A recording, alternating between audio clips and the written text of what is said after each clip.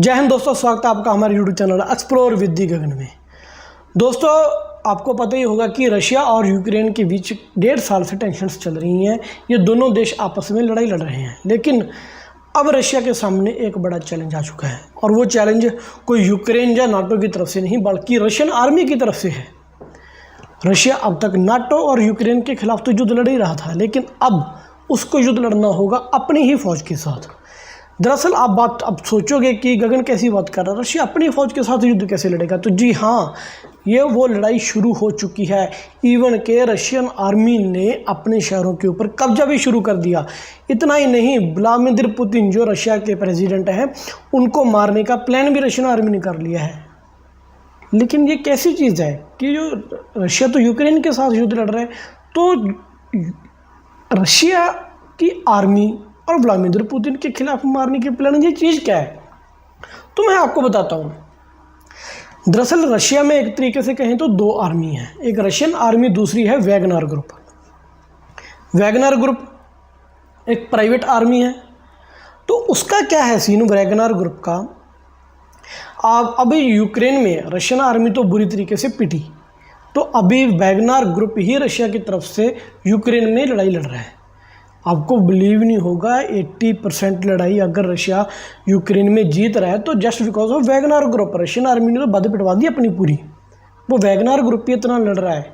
अब हुआ क्या कि वैगनर ग्रुप ने पिछले 2-3 महीने से, जो उनके चीफ हैं वैगनर ग्रुप के, वो कह रहे हैं रशियन आर्मी को कि जी हमारे पास गोला बारूद ख़त्म हो रहा है, हमें जो असला है, गोला बारूद है, वो मुहैया कराओ। लेकिन लगभग 2-3 महीने हो चुके हैं कि रशियन आर्मी वो चीज़ प्रोवाइड नहीं करवा रही जो वैगनर ग्रुप को चाहिए। अब इसके रिज़ल्ट में हुआ क्या कि वैगनर ग्रुप के हर रोज़ लगभग 100 से 120 लड़ाके मारे जा रहे हैं यूक्रेन में, जिसके चलते वैगनर ग्रुप को गुस्सा आ गया। उसके बाद क्या हुआ, रशियन आर्मी ने वैगनर ग्रुप के ऊपर ही स्ट्राइक कर दी, जिसके बाद वैगनर ग्रुप के अंदर बदले की भावना पैदा होगी। तो मैं ये सारी स्टोरी बता रहा हूँ कि ये चीज़ कहाँ से शुरू हुई। ऐसे बदले की भावना पैदा हुई कि उन्होंने रशिया के ऊपर ही अटैक कर दिया। वैगनर ग्रुप ने अपने ही देश के ऊपर सत्ता पलटने की तैयारी शुरू कर दी। आज बाखमुत जैसा शहर अगर रशिया के कब्जे में है तो उसका रीज़न है वैगनर ग्रुप। ये वैगनर ग्रुप ही है, इसमें इतनी पावर। आप सोच रहे होगे कि क्या इसमें इतना दम है कि वो रशियन आर्मी को काउंटर करके वैगनर ग्रुप रशिया के ऊपर कब्जा कर ले? तो जी हाँ, वो कर सकते हैं ऐसा।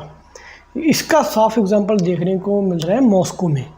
मॉस्को में टैंक्स तैनात हो चुके हैं, तोपें तैनात हो चुकी हैं, फौजी पोजीशंस ले चुके हैं। एक कोसोवो कुछ नाम है रशिया के शहर का, और उसके गांव और कब्जों में वैगनर ग्रुप ने ऑलरेडी कब्जा कर लिया है, गांव और कस्बों में उसके। और उसके वैगनर ग्रुप के जो फौजी हैं वो उन्होंने अपनी पोजीशंस भी ले रही हैं। कल को अगर रशियन आर्मी उसे छुड़ाने आए, उनके ऊपर अटैक करे, तो क्या क्या वो चीज़ें प्लान करेंगे रशियन आर्मी के खिलाफ।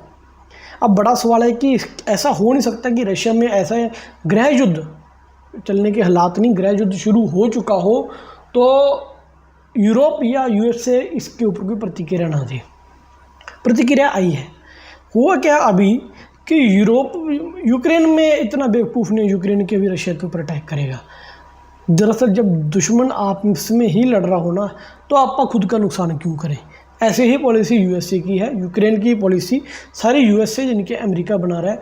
और अमेरिका का ये इतिहास रहा है, अगर कोई देश गृह युद्ध में है तो अमेरिका उसके खिलाफ कभी भी वॉर नहीं छेड़ेगा, वो उनको ही आपस में लड़ा के मरवाएगा। तो अब व्लादिमीर पुतिन के लिए ये बड़ा ही चैलेंज और दुखद टाइम शुरू हो चुका है। तो ऐसी ही वीडियो है, देखते हैं इसमें और ज़्यादा क्या ऐड ऑन किया है।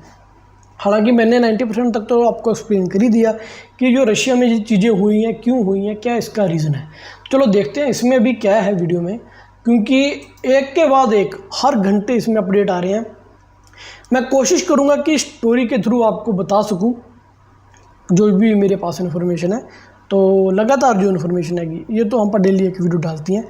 तो चलो आओ शुरू करते हैं। नमस्कार दोस्तों, स्वागत है आपका हिंदी नॉलेज शो में। तो दोस्तों, जैसे कि आप जानते ही हैं कि आज सुबह रूस की जो प्राइवेट सेना है वैगनर ग्रुप, उन्होंने अपने ही देश के खिलाफ विद्रोह कर दिया है और उन्होंने रूस पर ही हमले शुरू कर दिए हैं। और एक के बाद एक वैगनर ग्रुप रूस के बड़े बड़े शहर कस्बे और गांव को कब्जाते हुए रूस की राजधानी मॉस्को की तरफ बढ़ रहे हैं। और इसको लेकर आज सुबह तड़के ही मैंने वीडियो बनाकर आपको बताया भी था कि क्यों वैगनर ग्रुप ने ऐसा किया है, क्योंकि अब तक ये लोग रूसी सेना के साथ मिलकर यूक्रेन के खिलाफ लड़ाई लड़ रहे थे। लेकिन अब अचानक ऐसा क्या हुआ कि इन्होंने यूक्रेन छोड़कर उल्टा रूस पर हमले शुरू कर दिए हैं और ये अपने देश में तख्ता पलट क्यों करना चाहते हैं। इसको लेकर मैंने सुबह वीडियो बनाया था, सारी विस्तार से जानकारी उसमें दी गई है। उस वीडियो का लिंक डिस्क्रिप्शन में है। और अगर आपको इसके बारे में कुछ भी नहीं पता तो प्लीज पहले वो वीडियो देख लीजिए, क्योंकि यहाँ पर मैं वो नहीं दोहराने वाला। यहाँ पर मैं आपको आगे की अपडेट देने वाला हूँ कि इस समय रूस के अंदर क्या हालात हैं। तो चलिए अब बिना टाइम वेस्ट किए एक एक करके मैं आपको सारी अपडेट देता हूँ कि रूस के अंदर इस समय चल क्या रहा है। तो सबसे पहले तो ये कि आज दोपहर में ही रूस के राष्ट्रपति व्लादिमीर पुतिन ने अपने देश को संबोधित किया और उन्होंने इस बात को कंफर्म किया कि वैगनर ग्रुप ने उनके साथ विश्वासघात किया है और इन्होंने अपने देश के खिलाफ ही अब जंग छेड़ दी है। इसके अलावा पुतिन ने यह भी घोषणा करी है कि इस विद्रोह में जो भी वैगनर ग्रुप के लड़ाके हैं वो तत्काल सरेंडर कर दें, उन्हें किसी भी प्रकार की सजा नहीं दी जाएगी, लेकिन जो लोग लड़ेंगे उनके खिलाफ कठोर से कठोर एक्शन लिया जाएगा। लेकिन आपको बता दूं कि पुतिन की ये स्पीच उल्टा उन्हीं के ऊपर पड़ चुकी है, क्योंकि वैगनर ग्रुप ने जब आज सुबह ये विद्रोह शुरू किया था तो उन्होंने ऐलान किया था कि व्लादिमीर पुतिन से उनकी कोई भी दुश्मनी नहीं है और उनका दुश्मन है रूस का डिफेंस मिनिस्टर शोइगु। क्योंकि वैगनर ग्रुप के लड़ाकों का ये आरोप है कि पिछले 24 घंटों में रूस के डिफेंस मिनिस्टर में बैठे जो कमांडर हैं, जो रूसी सेना के बड़े बड़े लीडर हैं, वो यूक्रेन के ऊपर हमला नहीं करवा रहे, वो उल्टा हमला करवा रहे हैं अपने ही लोगों पर, यानी कि वैगनर ग्रुप के सैनिकों पर। देखो, एक बात तो क्लियर है कि इस यूक्रेन वॉर में रशियन आर्मी पूरी तरीके से फेल रही है, चाहे कुछ भी कह लो। आपको याद होगा जब रशिया ने ताज़ा अटैक किया था तो लग रहा था कि ये युद्ध 10-15 दिन में ये ख़त्म हो जाएगा, और इतना ही नहीं, 10-15 दिन में ख़त्म हो जाएगा। पूरा हैवी शेलिंग की रशिया ने, लेकिन अब 1.5 साल से ज़्यादा हो चुका है। पहले तो उसकी दिक्कत, दूसरा क्या है, जो प्रेसिडेंट पुतिन है वो काफ़ी मंजे हुए खिलाड़ी हैं, ऐसे वैसे नहीं। तो लेकिन अभी के लिए क्या है कि उनको अभी रशियन आर्मी को थोड़ा संभालने की ज़रूरत है। थोड़ा सा वो ज़्यादा पोलाइट चल रहे हैं रशियन आर्मी के लिए कि ठीक है अटैक कर लो, जीत लो।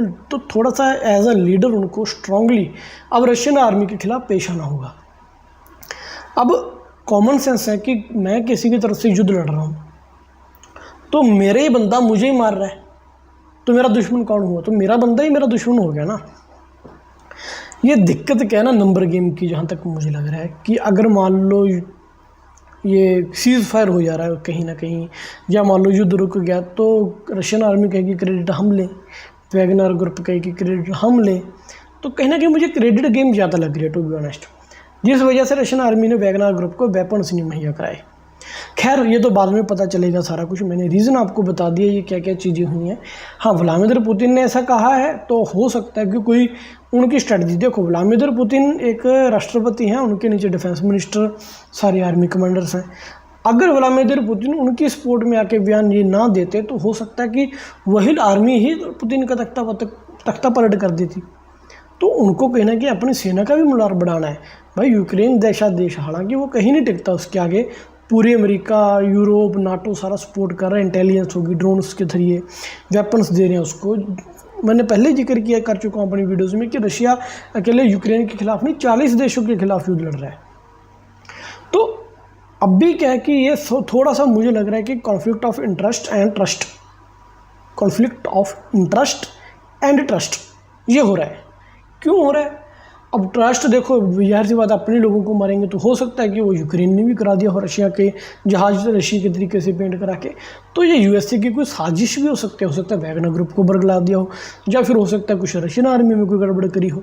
तो आगे देखते हैं क्या चीज़ है। और इसी का बदला ये लेना चाहते थे रूस की डिफेंस मिनिस्ट्री और रूसी सेना के बड़े अधिकारियों से। लेकिन आज दोपहर जब व्लादिमीर पुतिन ने देश के नाम संबोधन में ये कहा कि वैगनर ग्रुप के लड़ाकों ने मेरी पीठ में छुरा घोंपा है और इन्होंने देशद्रोह किया है, तो अब वैगनर ग्रुप ने ऐलान ये किया है कि अब इनका दुश्मन सिर्फ मिनिस्ट्री ऑफ डिफेंस नहीं है, अब से इनका दुश्मन व्लादिमीर पुतिन भी है। और साथ ही वैगनर ग्रुप के चीफ ने यह भी कहा है कि आने वाले कुछ दिनों में आप लोग रूस के अंदर एक नया राष्ट्रपति अब निश्चित तौर पर देखोगे। यानी कि वैगनर ग्रुप ने खुले तौर पर रूस में तख्ता पलट का ऐलान कर दिया है। और आपको बता दूं कि पिछले 7-8 घंटों में इन्होंने इस तख्ता पलट को बहुत अच्छी तरीके से आगे भी बढ़ाया है। आपकी जानकारी के लिए बता दूं कि रूस की राजधानी मॉस्को से करीबन 400 किलोमीटर पहले एक शहर पड़ता है जिसे कहा जाता है लिप्स्टिक। इस रीजन पर कब्जा कर लिया है वैगनर ग्रुप ने